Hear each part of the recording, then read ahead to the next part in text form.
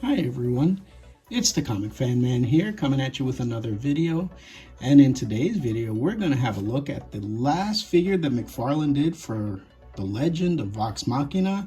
This is Percy. He's the Artificer technology guy for back then for the medieval time, and he actually made the first gun of the world of the Legend of Vox Machina's Dungeons and Dragons. He's a really cool figure. He's a really cool character in the show. That's him right there. He has this really long name, which is pretty funny because he always says it when he's introducing himself. But he's a really great character, and there's a nice image of him along with the rest of the team. All right, let's have a look at his write-up from the Legend of Vox Machina, the Amazon original show. This is Percy. He's wealthy, refined, and a bit of a know-it-all. Percy brings much-needed class to the murderous proceedings, and when he encounters enemies against whom he has personal vendettas, Percy shows a much darker side to both his personality and his inventions. Again, this is Percy something DeRollo III. His name is really funny in the show. You really kind of have to see it. And yeah, oh, there it is. It's Percival Frederickstein von Musel Kowalski DeRollo III.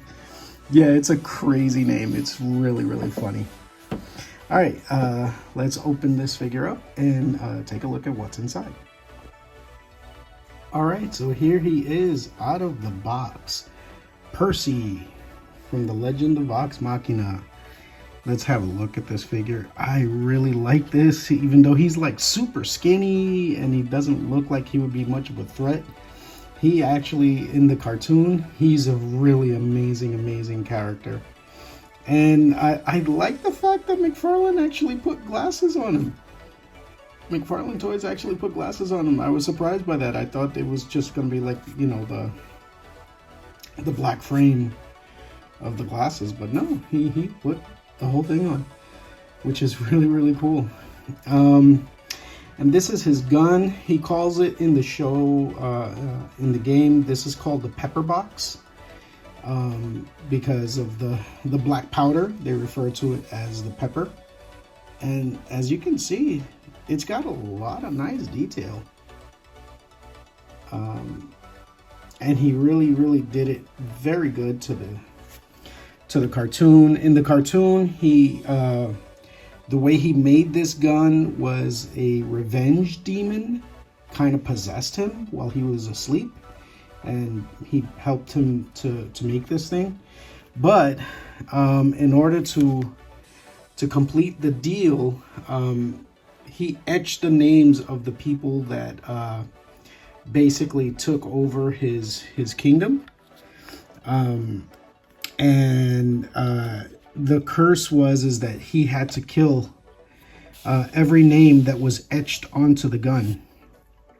And the more he did that, the more the demon would possess him completely. But he wanted revenge for what they did to his family. They murdered his family. And so that's why he came up with the Pepperbox. And there was another one, I think it's called Bad News, which is basically a sniper rifle. Unfortunately, McFarlane didn't do that. But I think I'll find one, and I'll make it for him. I'll put something together and give him his Bad News gun, because that's also a really cool gun. And the other interesting thing is that in Dungeons and Dragons, there was no gun wielder at the time. So Vox Machina, Critical Role, he already had made this character. I believe it was for Pathfinder, and he didn't want to redo the character. So what they did was basically they just they left it and they said, all right, fine, we'll leave him in there. We'll bring over some of his abilities that make sense for the D&D world. And yeah, and he was a very unique character for the Critical Role crew. I really, really loved him. He looks amazing. Look at this. He's even got the holster for his gun. That's great. Got the jacket, the two little... You know, this is funny. Like, there's some sort of subtle wash and these two little dots here for the back of the cape. Yeah, McFarlane Toys really did a nice job on these figures.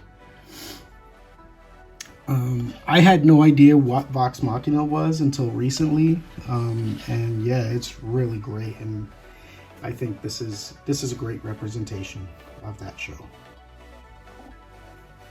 All right, so here's a gun that I found that I can use as his bad news. This is an assault rifle, but obviously he wouldn't have had an assault rifle back then. The bad news gun is actually a really cool sniper rifle. He does a lot of damage with it when he takes his shots. And like I said, his backstory is that, you know, he invented the guns for this world, and he invented it with the help of a vengeance demon, because his family was murdered, and his castle was taken over. So his whole story arc is that he wants revenge, and that vengeance demon was the one that gave him the idea to make the Pepperbox and Bad News, which are the first guns of the world of Vox Machina. And it's kind of cool because this is a bad guy from PlayStation 3 generation, from a game called Resistance. And this is kind of what the vengeance demon looked like, just all in black. So yeah, so it might be cool for me to paint this and actually use it as the demon that was controlling him for a little bit there. Yeah, his story arc, you can find it mostly in the first season of the Legends of Vox Machina. It is definitely worth a watch. I mean, it's like this whole character was amazing in that story arc, and he's kind of, because he's an inventor and all that, he's kind of like and the fact that he gets taken over by a vengeance demon, he's kind of like a Bruce Banner, Hulk, Dr. Jekyll and Mr. Hyde type character. Very, very cool. Definitely worth a watch if you haven't seen it. All right, and here's the whole crew that McFarlane released so far of the Legends of Vox Machina. And as you can see, they all look really, really good together. I'm glad to have been able to complete the team. I really do hope that McFarlane Toys will get to Grog, Scanlan, and Pike eventually, which is the Goliath Barbarian. Pike is the Paladin Gnome, and Scanlan is also a gnome, but he's the Bard. They're just a great, great crew together, and I think having all 7 of them would be fantastic. But for now, this is what we have. And I really think McFarlane Toys did a great job bringing them from the small screen to real life in toy form. I think they did a great job sculpting all of these together. And in the show, in the cartoon, this is sort of this winds up being like the romantic matchup. She winds up with Percy, and Keyleth winds up with Vax. In the cartoon, in the TV series so far, the only part they get to is like the flirting between them. But you know, I don't know if, as you know, as they continue with it, if they do another season, if they do season 3 and season 4, if they'll let their romance mature.